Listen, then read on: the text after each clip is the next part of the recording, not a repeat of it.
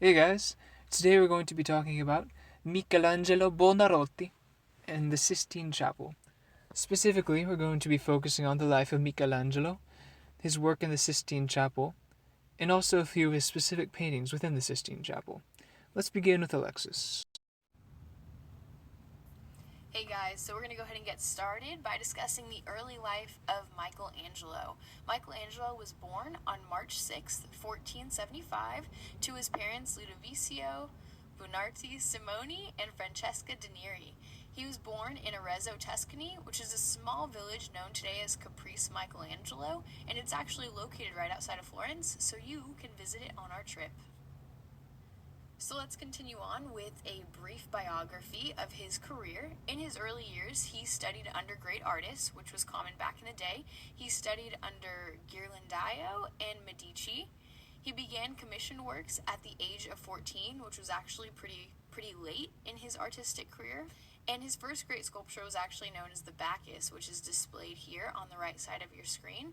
This success actually led to the commissioning of the Pieta and the David, which really put Michelangelo on the map.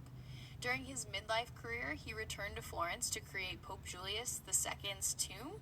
He completed the painting of the Sistine Chapel and he sculpted the Medici Chapel. In his later life, he traded sculpting for architecture, and he designed the Capitoline Square and the Dome of St. Peter's. However, he did die before they would come into completion. A few fun facts about Michelangelo. Michelangelo actually had no desire to paint the Sistine Chapel. He was more concerned with the completion of Pope Julius's marble tomb. Along with being a sculptor, painter, and an architect, Michelangelo was also a renowned poet. In fact, he found painting the Sistine Chapel to be so unpleasant that he actually wrote a poem that depicted his misery, ending with the famous line, "I am not a painter." Michelangelo also opted not to sign his work. When he had completed sculpting the Pieta, crowds attributed the great work of art to other artists. In response, he lightly carved his name over Mary's chest. Shamefully regretting this act of vanity, he vowed never to sign another work again. And finally, Pope Pius IV ordered fig leaves and loincloths to be painted over Michelangelo's nude figures displayed in the Sistine Chapel. However, in the 1980s, when experts were restoring sections of the chapel to its former glory, these fig leaves were removed. Michelangelo died on February 18th, 1564, at the age of 88. He is currently buried in Santa Croce in Florence, Italy, and his cause of death is officially unknown. However, it is speculated to be obstructive kidney stones because in 1549 Michelangelo was diagnosed and treated for kidney stones, but it was a problem that plagued him for the rest of his life. So I'm going to be talking about the Sistine Chapel.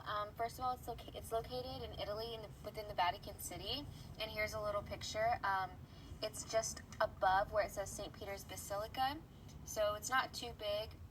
And at the bottom, I also put the dimensions of the Sistine Chapel. So here's just some information about the Sistine Chapel. It was named after its commissioner, Sixter IV della Rovere.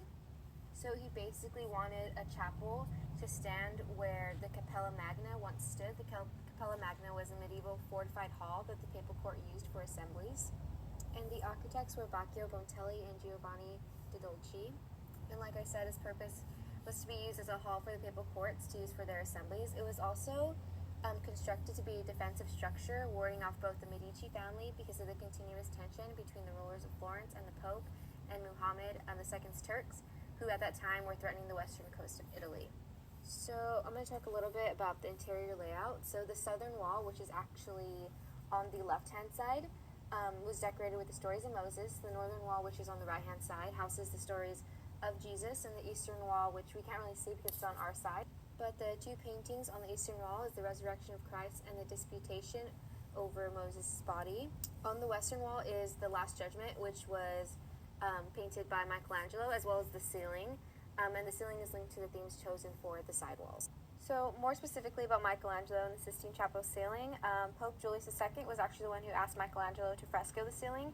He began in 1508 and it took him about 4 years to complete. The vault's iconography is linked to the themes chosen for the side walls, representing humanity's long wait for Christ, the prophecies foreseeing his coming, and scenes from Genesis. So the basic theme was the history of mankind before the coming of Christ. And the fresco is actually 800 square meters of the ceiling, So that's pretty fascinating to think about. Interpretation of the paintings can be divided into three parts.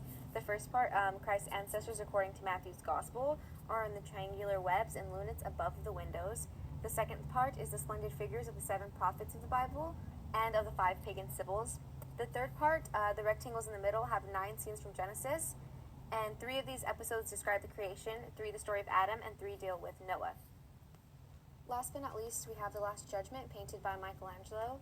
So there was another painting on the western wall originally, but 20 years after Michelangelo painted the ceiling, Clement VII asked him to come in and paint over what was on the western wall, which kind of sucks for the other guy, but hey, it's Michelangelo. So the painting did also symbolize the papacy's regained supremacy after the tragic events of 1527, in which the Langsquenets and German mercenary troops sacked Rome, as well as the Lutheran crisis, which had undermined the Roman Church's authority. Now we're going to look a little bit more closely at 2 of the paintings on the ceiling of the Sistine Chapel. Namely, they are the creation of Adam and the fall of man. Like the rest of the Sistine Chapel ceiling, both of these paintings were frescoes. The fall of man was painted by Michelangelo from 1509 to 1510, and the creation of Adam was painted in 1511. These paintings were restored as part of a project which began in 1980. Now, one of the striking features about the creation of Adam was Michelangelo's attempt to depict the creation narrative in a more lofty way. Unlike previous creation scenes where God is depicted standing on the ground, Michelangelo depicts God as floating through the heavens.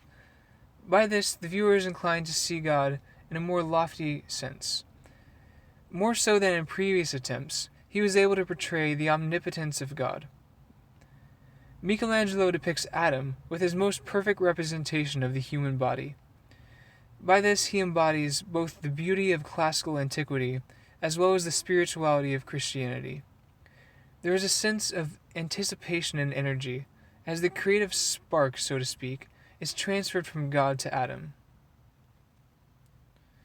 And as you look at the actual painting, you can see that God is coming like a rush of wind in this cloud of angels and is bringing life to Adam, who is yet not fully alive. Now let's look a little bit closer at the fall of man. One of the interesting features about the fall of man is that it includes both the temptation of Adam and Eve, as well as their subsequent expulsion from the garden. Adam specifically has changed radically in appearance from how he was depicted in the creation of Adam. His hair has grown coarse and red, and his body is tanned. Whereas before, he was depicted as the ultimate in human perfection, his face is now distorted by greed. Furthermore, the depiction of Adam and Eve as they are leaving the garden is almost unrecognizable. Their faces are aged and lined, and their body structure is collapsing. By this, Michelangelo means to show us the destructive nature of sin. Now, if you look closely at both sides of this painting, you can see what Michelangelo is meaning to show us. Sin takes what was once bright and beautiful and turns it into something that is dark and ugly. Well guys, that's all for today. I hope you found this video helpful. Buona giornata e ciao!